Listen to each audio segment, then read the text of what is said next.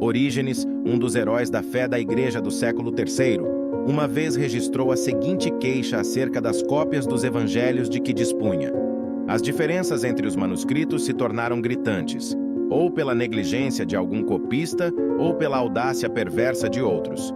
Ou eles descuidam de verificar o que transcreveram, ou no processo de verificação, acrescentam ou apagam trechos, como mais lhes agrade. Toda a multidão que creu em Jesus, no tempo de sua vida pública na terra, tinha uma única esperança, a de que ele, pelo seu poder e palavra, restabeleceria naquela mesma época o reino de Israel, como Davi o fizera. Tal crença deve ter sido a motivação para que alguns versículos relevantes no Novo Testamento fossem pelos copistas alterados e até criados para dar sentido a esta esperança equivocada. Mateus 16, 28. Em verdade vos digo que alguns há, dos que aqui estão, que não provarão a morte até que vejam vir o Filho do Homem no seu reino. E até Caifás, o sumo sacerdote, o veria. Mateus 26, 64. Disse-lhe Jesus a Caifás: Tu o disseste, digo-vos, porém, que vereis em breve o Filho do Homem assentado à direita do Todo-Poderoso e vindo sobre as nuvens do céu. Com toda a certeza, Jesus não disse essas palavras a Caifás e aos demais presentes, pelo menos não dessa forma, que faz com que uma grande parte da igreja atual viesse a crer numa certa visão, a saber, a do equivocado preterismo, que afirma que Jesus já veio e o Apocalipse já aconteceu. Lucas 9, 26 e 27. Porque qualquer que de mim e das minhas palavras se envergonhar, dele se envergonhará o Filho do Homem, quando vier na sua glória, e na do Pai e dos santos anjos. E em verdade vos digo que dos que aqui estão, alguns há que não provarão a morte até que vejam o reino de Deus. Uma ocorrência digna de nota é a parábola do rico e o Lázaro, que só consta no Evangelho de Lucas. Ora, é sabido pelas Escrituras que não há comunicação entre os mortos, e a Bíblia declara que os mortos não estão conscientes de nada, sabendo-se ainda que isso é abominação a Deus. Eclesiastes 9:10 diz: Para onde tu vais não há obra, nem ciência, nem sabedoria alguma. Quando Lucas preparou seu evangelho e usou Marcos como sua fonte, não era sua intenção simplesmente copiar Marcos para a posteridade. Ele planejava alterar Marcos à luz de outras tradições que lera e ouvira sobre Jesus. Bart Denton Ehrman, Ph.D. Sem dúvida, quem colocou essa parábola na Bíblia não a ouviu de Jesus.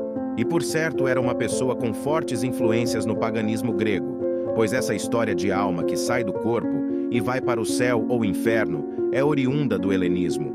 Os gregos eram os povos que nutriam essa crença, e como sabemos, os copistas da época eram formados por homens que vinham, de alguma forma, das escolas filosóficas gregas, posto que era o que eles dispunham naquele tempo.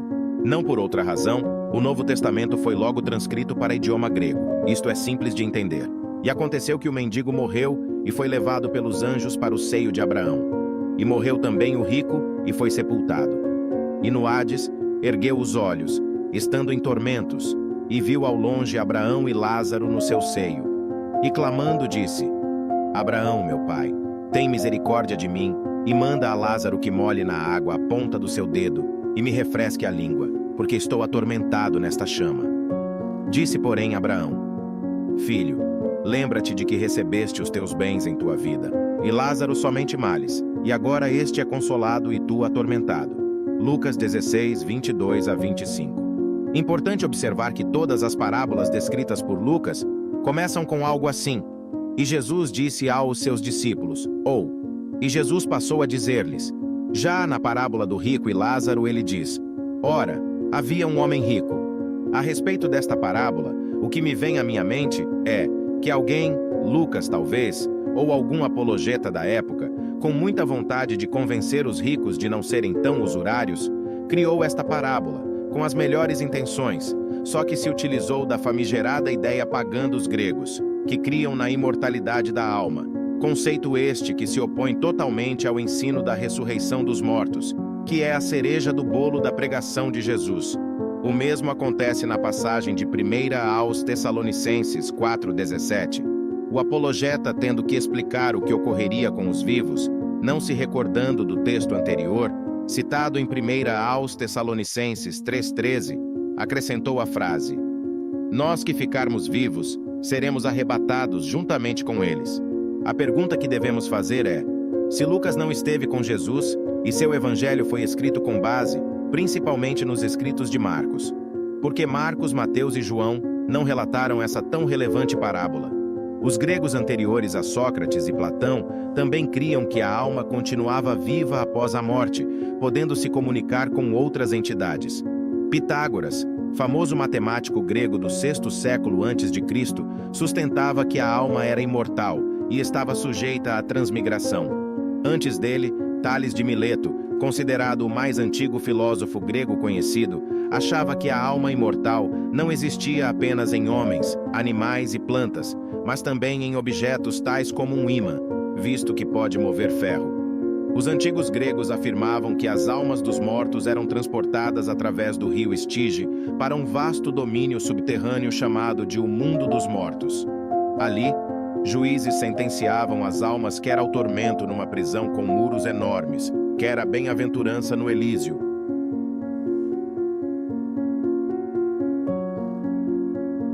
Congregação Cristã do Segundo Advento, Henrique Gomes. Acesse o artigo acima, no link, na descrição deste vídeo.